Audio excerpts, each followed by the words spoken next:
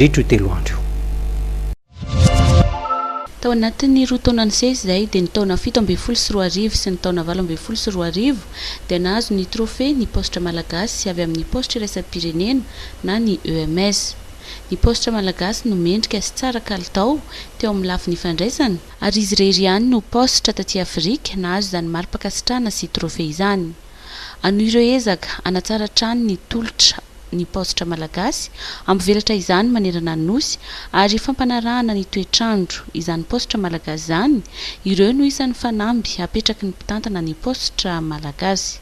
Ny fanamby apetrakintsika atao amin'ny postre malagasy tsy fa iny nozaraina tamintsika hatramin'izay iny ihany hoe mba isin'ny visibilité ny postre mivelatra eran'ny Madagasikara mba ahatonga an'ilay postre ho tena hoe ho fierté ny rehetrarehetra ary ahatonga an'ilay postre hoe ho tena présente ao anatin'ny sehatry ny fandraharahana na amin'ny asa izay nahazatra ny postre hatramin'izay na amin'ny asa izay vaovao amin'ny resaka fandefasam-bola izay no tena hoe fanamby lehibe apetrakintsika amin'ny taona 20 sy 20 ity ary izay no anisan'ny nojerena tety Mantasoa. Nampiseho ny firaisan-tsaina sy ny fiombolana ireo tompona andraikitra ambony ao amin'ny postre malagasy nanerana ny nosy ka tompona andraikitra miisa 370 no nanatrika ny team building nandritra ny 3 andro izay notanterahana teny Mantasoa. Ny zavatra natao taty zany dia fampitoviana aloha ny fomba fijery.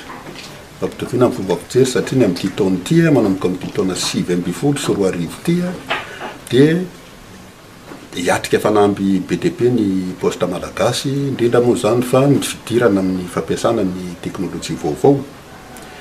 Teo koa moa zany ny misy ny ekipa vaovao vao nandray ny postre malagasy arak'izay ny fahafantarantsika azy.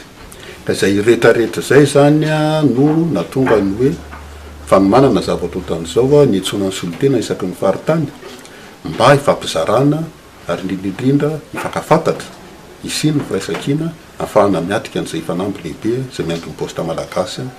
Ny faran'androany moa ity team building niarahana tamin'ireo mpikambana amin'ny filakevim-pitantanan'ny postre sy ireo tompona andraikitra ambony manerana ny nosy. Ny avy amin'ny ISKE no anisany nitondra fanofanana ho an'ireto tompona andraikitra ambony ireto.